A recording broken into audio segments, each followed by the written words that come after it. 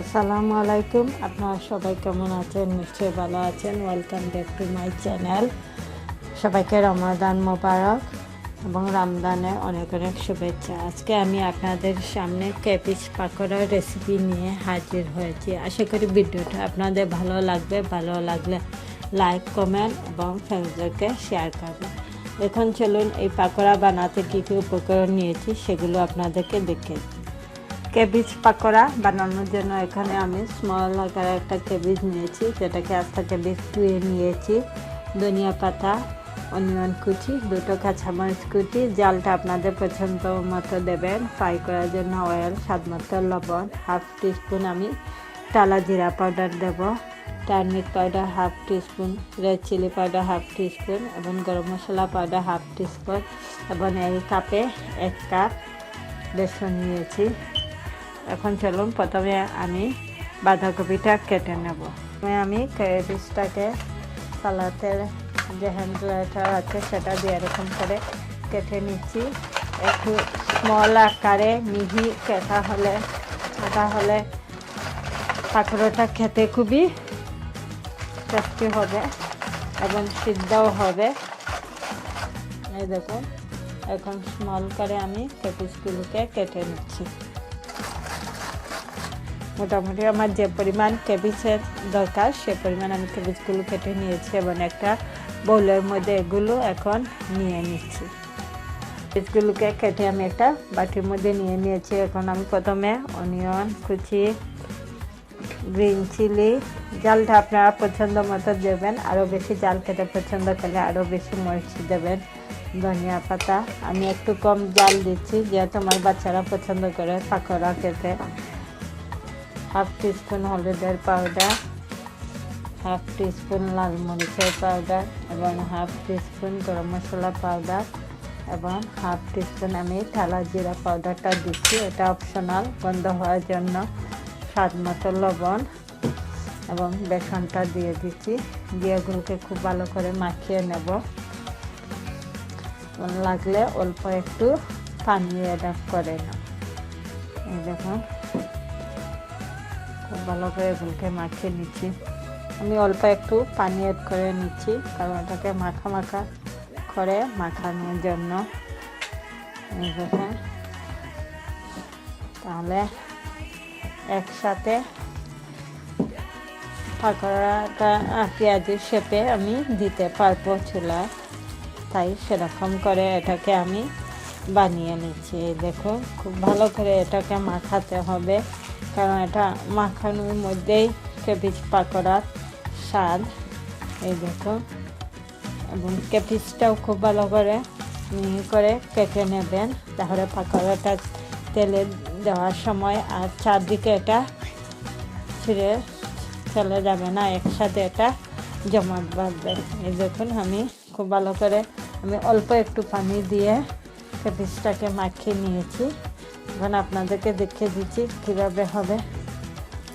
আমি এরকম শেপ করে এগুলো তেলের মধ্যে দিয়ে দেবো।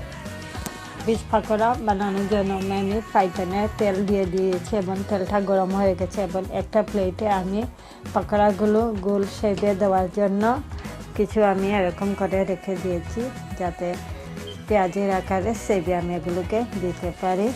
এই দেখুন, একটা করে আমি দ্রুত এখন এগুলো তেলের মধ্যে দিয়ে দিচ্ছি, কারণ বেসনটা হাতের মধ্যে লেগে যায়। এই দেখুন, কম আগুনে আস্তে আস্তে এটাগুলোকে বাছতে হবে, না হলে ভিতরের দিকটা হবে না। একসাথে যতগুলো ক্যাবেজ পাকোড়া দেওয়া যাবে আমি সেই পরিমাণই দিয়ে দিচ্ছি, বাকিগুলো আমি পরে দিয়ে দেবো। এক পাশ হয়ে যাচ্ছে, আমি এগুলোকে উল্টে নিচ্ছি যাতে দুপাশ খুব সুন্দর করে ব্রাউন করে আমি ভেজে নিতে পারি। এই দেখুন, চুলার আঁচ মিডিয়ামে রেখে আমি সবগুলোকে ফ্রাই করে নিচ্ছি। দেখুন, তারপর একটা নেটের জালের মধ্যে আমি এগুলোকে তুলে নেব, অতিরিক্ত তেলটা পড়ে যাওয়ার জন্য। কড়াগুলো ব্রাউন করে আমি ভেজে নিয়েছি দুই পাশ। এই দেখুন, এখন আমি একটা করে এগুলোকে তুলে নিচ্ছি অতিরিক্ত তেল জড়িয়ে। দেখুন দেখতে যেমন সুন্দর হয়েছে, খেতেও খুবই মজাদার ক্যাবেজ পাকোড়া। আমরা সবাই রমজানের ইফতারিতে প্রতিদিন পেঁয়াজু খেতে ভালো লাগে না, তাই মাঝে মাঝে কলিফ্লাওয়ার, ক্যাবেজ কিংবা ভেজিটেবল দিয়েও পাকোড়া বানিয়ে খেতে পারি ইফতারে। এবং এই পাকোড়াগুলো বানানো খুব সহজ, কম উপকরণ দিয়ে ঝটপট বানানো যায়। কিংবা বিকালের নাস্তায়ও পাকোড়া বাচ্চারা কিংবা বড়রা সবাই খেতে পছন্দ করে। আমি এখন বাকি যেগুলো ছিল সেগুলো আমি দিয়ে দিচ্ছি। দেখুন এইভাবে সবগুলো দিয়ে আমি ব্রাউন করে ভেজে নেব। বাকি যে পাকোড়াগুলো ছিল সেগুলোকেও আমি ব্রাউন করে ভেজে নিয়েছি। এখন একটা প্লেটের মধ্যে তুলে নিয়ে পরিবেশন করে দেখে দেব। ক্যাবেজ পাকোড়াটা রেডি হয়ে গেছে, আমি একটা প্লেটের মধ্যে নিয়ে নিয়েছি এবং কিছু পাকোড়া আমি সস দিয়ে একটা প্লেটে দিয়ে দিয়েছি। রমাদান ইফতারিতে পেঁয়াজু কিংবা ফুলকপির পাকোড়া কিংবা ক্যাবেজ পাকোড়া এটা খেতে সবাই খুব বেশি পছন্দ করে। আপনারা যদি আমার রেসিপি ফলো করে বাসায় বানিয়ে একবার ট্রাই করে দেখতে পারেন ক্যাবেজ পাকোড়া। এটা রমজানের ইফতারে কিংবা বিকালের নাস্তায়ও খাওয়া যায়। আমার ভিডিওটা ভালো লাগলে লাইক, কমেন্ট এবং ফ্রেন্ডদেরকে শেয়ার করবেন। যারা এখনও আমার চ্যানেলটাকে সাবস্ক্রাইব করেন নাই তারা নিশ্চয়ই নতুন নতুন রেসিপি দেখার জন্য আমার চ্যানেলটাকে সাবস্ক্রাইব করতে ভুলবেন না। আমি আপনাদেরকে একটা পাকোড়া ভেঙে দেখতে দিচ্ছি। এই দেখুন ভিতরেটা কীরকম সফট এবং বয়েল হয়েছে, ক্রিপসি পাকোড়া। সবাই ভালো থাকেন, সুস্থ থাকেন। ইনশাআল্লাহ খুব শীঘ্রই আবারও নতুন নতুন রেসিপি নিয়ে আমি আপনাদের সামনে হাজির হব। আল্লাহ হাফেজ।